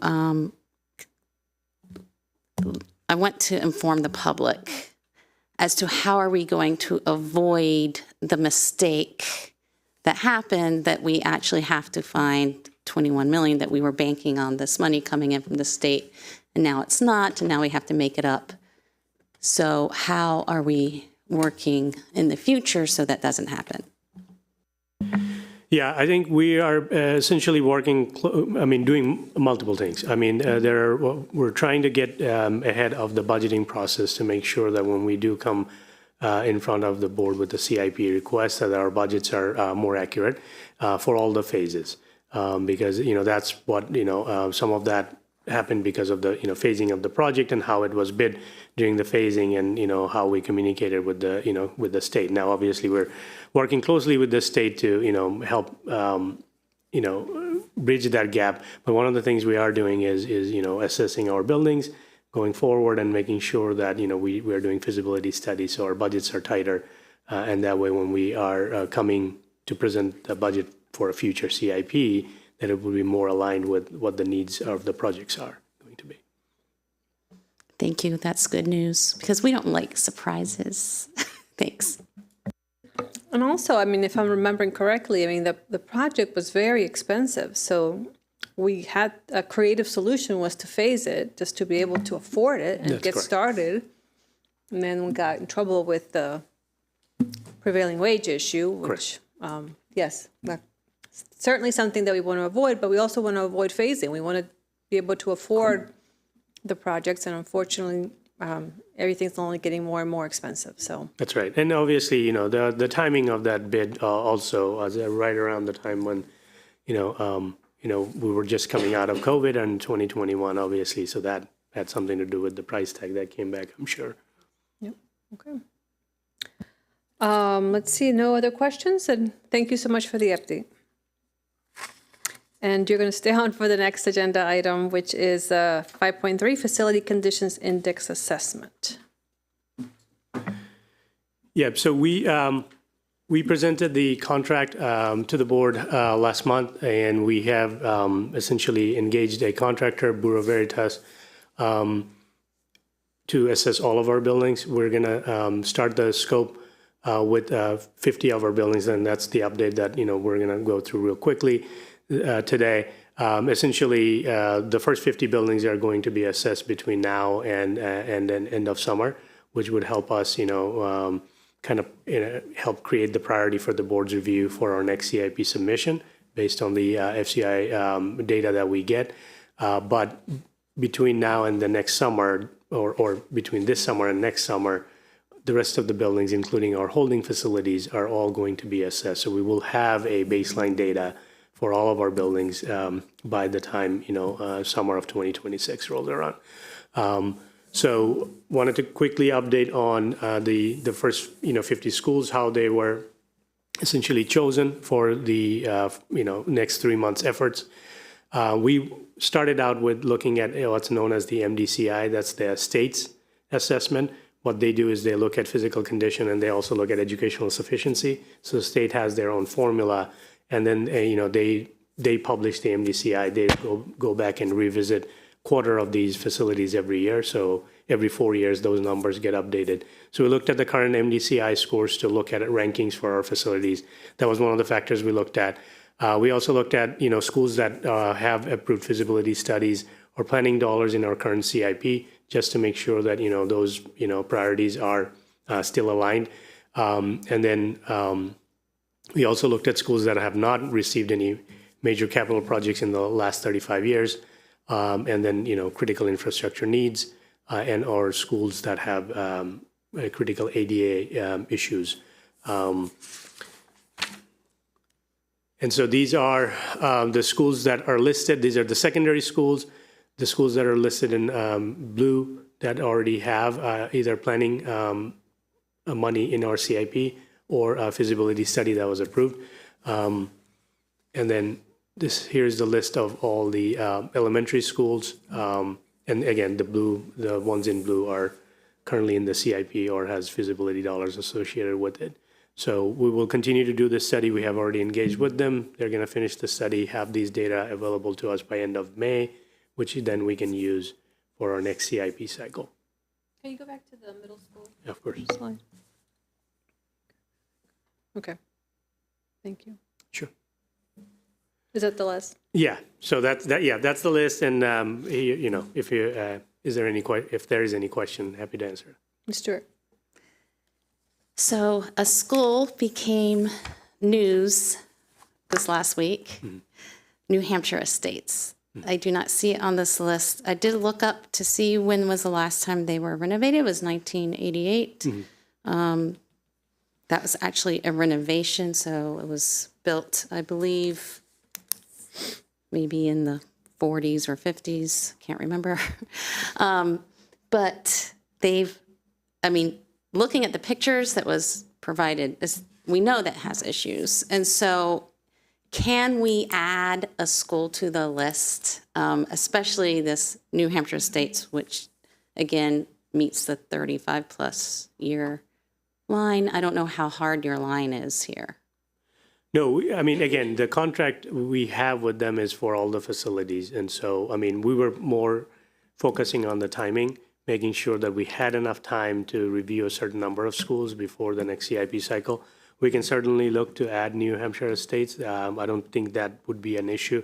One of the things I wanted to point out, again, we know the challenges with New Hampshire estates, and I've been there several times, and we're working closely with the schools to, address the issues. And while I'm here, I'm going to provide an update that, we would have given the update to the board anyway, based on the testimony we've heard, is that there are several things that's happening there. We have our indoor air quality team visiting that school. We also have our FIT team, which looks at the HVAC units. So there are some fundamental issues with the HVAC units in that building, even though they were replaced in 2018, which is where the condition index doesn't accurately reflect the challenges with the building, because you have had newer units in the building that will actually lower your score, making it look like it doesn't fit the bill. So, however, when the units were replaced, that didn't address the fundamental challenge, which was the circulation of fresh air inside the building. So what we have done in the process is we have engaged an engineering firm to start looking at what the solutions are. So yeah, we are working to find solutions for New Hampshire estates as we speak. But yeah, we'll provide more details about that. That's good news. Thank you. And yes, I'm aware that some of these schools that are having issues actually had HVAC systems put in their schools not that long ago, and yet there's still issues. And so those engineering solutions, I'm sure, need to be looked at, even if it's a newer system. I just wanted to point out that according to the last deferred maintenance report, that we have a backlog of $385 million in HVAC maintenance. So these capital budgets are really important. And as a board going forward, we probably need to have a discussion about how to clear some of this backlog. And anyway, I just wanted to point out that the need is great. So there's, I'm sure, other New Hampshire estates out in our schools. And I was trying to look at the age of our schools, and we do have an aging stock. So I appreciate all the work that you're doing in trying to improve the conditions. Yeah, thank you. And then, just on the HVAC, yes, part of that assessment that Bureau Veritas is going to do for us is going to look at both indoor air quality and HVAC systems. So we'll have a very good, solid baseline picture of where we stand. So all schools will be assessed. That is correct. So this list. The list that you saw are the ones we're targeting for this CIP cycle, before this CIP cycle, because they won't be able to finish all 211 buildings plus the holding schools. Okay. By the time we need that data for our next CIP cycle. Okay. And then how does the former system, the key facility indicators, are we just throwing that out and starting fresh? I mean, is there anything that we can borrow from that so we don't have to start from zero? Yeah, so that's part of the assessment is they're going to go back and use the data that was collected, but some of those data are from 2018 and 2019. Okay. So it would be just, looking at that, but then updating it to create the baseline, because we have, usually when you do the assessments, you try to run the cycle every 3 to 4 years, no more than that. But some of our data is as old as 2018. Okay. And the projects that have money in the CIP are based on the former system, Correct. right? Correct. And so we want to honor that they've gone through a process to Correct. get on the CIP. And Correct. So, Correct, which is why you still see those names on that list, that we're going to just refresh those numbers. And, because those assessments would also help with the design phase of those projects as well when we move into actual capital projects. so you establish criteria to get these schools evaluated before the next full CIP Correct, comes out. correct. Okay. All right, well, this is such an important issue for our community and, quality of life for teachers and students alike. So super important that, that we get a good assessment of all of our schools so that we can accurately reflect the need. So appreciate it. Thank you so much. Thank you. Yes. Oh, sorry. So I noticed that the list is in alphabetical order. Do they have a numerical order? Where can we see them ranked, if that makes sense? So these were, again, chosen, we didn't choose them by rank. We did go by what Maryland currently has, because that was the more current data for all of our facility. So, but the ranking, as far as the numbers, are going to come out of this assessment, which we can kind of then say, these are the facilities with, the lowest numbers that we have. Got it. Thank you. Any other questions? All right. Thank you so much. Any final comments, colleagues, or any new business to bring forward to the committee? Okay. I am going to hold out hope that we continue on the path of no non-recommended budget, but that's not in our hands. But anyway, I want to thank you again for all that information. Yes. Oh, you're good. Okay. Yeah. All right. This concludes today's Fiscal Management Committee meeting. Do I have a motion to adjourn? So moved. Second. All in favor, raise your hands. That's unanimous with those present. We are now adjourned.